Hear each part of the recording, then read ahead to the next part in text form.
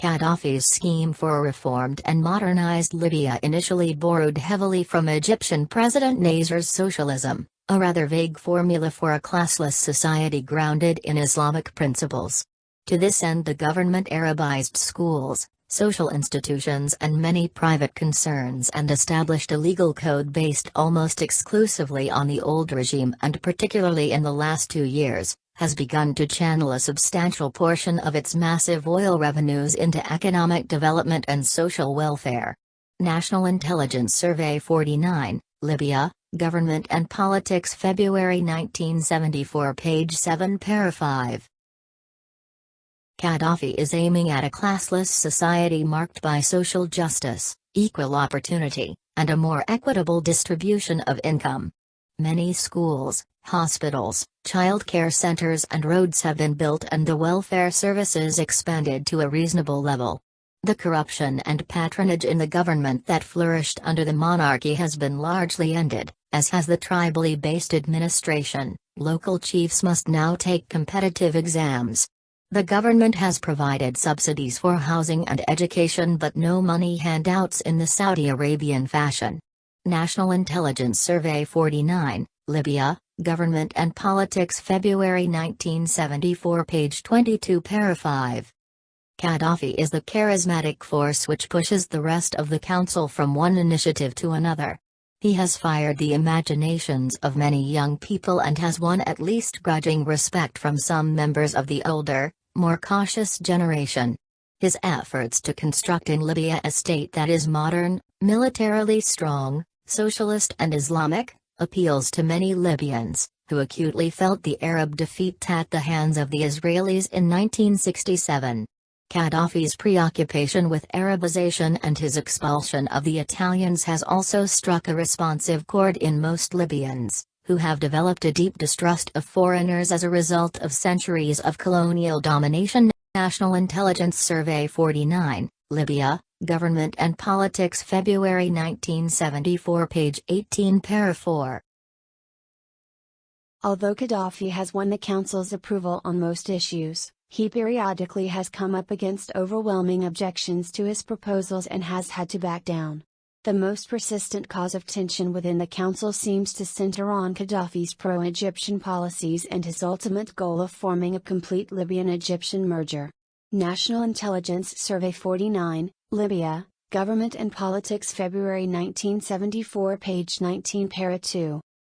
Libyan society is not, however, a monolithic reflection of Gaddafi's wishes, as he faces a diversity of other interests: the international oil companies, the heavily Egyptian-manned bureaucracy, his colleagues on the RCC, his fellow Arab leaders, tribal leaders within Libya, and a phlegmatic population. National Intelligence Survey 49, Libya, The Economy, page 8, para 4. Below the national organization are the 10 provincial units, most of which are headed by RCC members. These provincial units are divided into districts and finally into basic units. These units, numbering over 2,000, are scattered throughout cities, villages, government agencies and private enterprises. In some cases, the last basic units have merged with labor unions and the distinction between union and party activity has become somewhat blurred. The RCC has tried to impart prestige and responsibility to the LASU, and council members seem to take their duties quite seriously. Party activity is generally aimed at selling the regime's policies to the public through the media, popular rallies and the party structure itself. Gaddafi has taken a particularly active part in many party programs and frequently spends a great deal of time addressing special seminars and meetings with LASU members at the local level. He has also instructed party officials to look after the needs of ordinary citizens and to help them take advantage of public health, education and housing programs. National Intelligence Survey 49, Libya, Government and Politics, February 1974, page 21, para 2-3. Gaddafi also returned power to the people by the creation of popular committees to be elected in villages, schools, industry and branches of the government. The committees must be approved by the RCC and follow certain vague guidelines, but some are apparently taking matters into their own hands, creating problems, particularly in the important oil industry.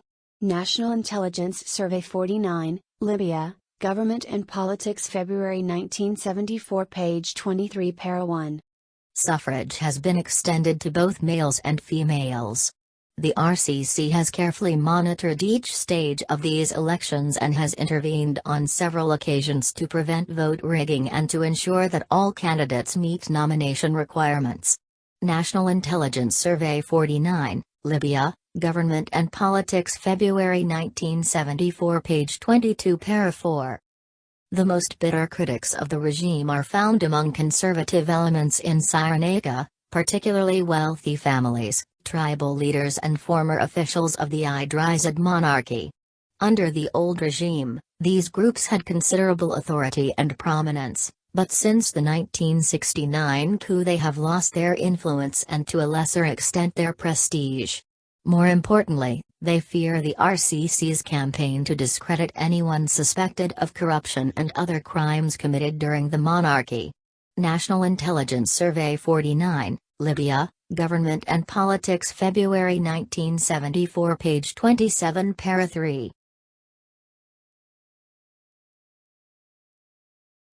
In little more than a decade, Libya has been propelled from a backward desert country dependent on primitive agriculture and Western foreign aid, to an oil-rich country with impressive potential for development.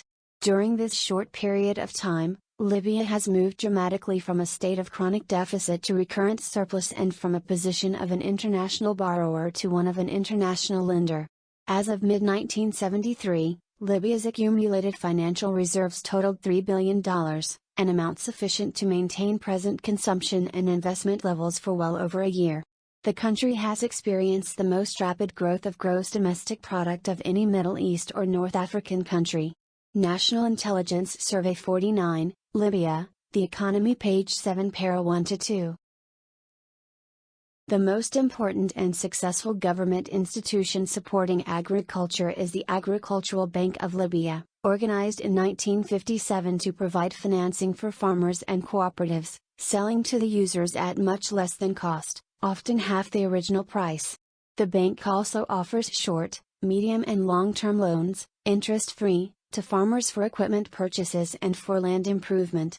For a time, the bank maintained price supports for commodities, such as wheat, barley, olive oil, peanuts and almonds, at levels substantially above world market prices.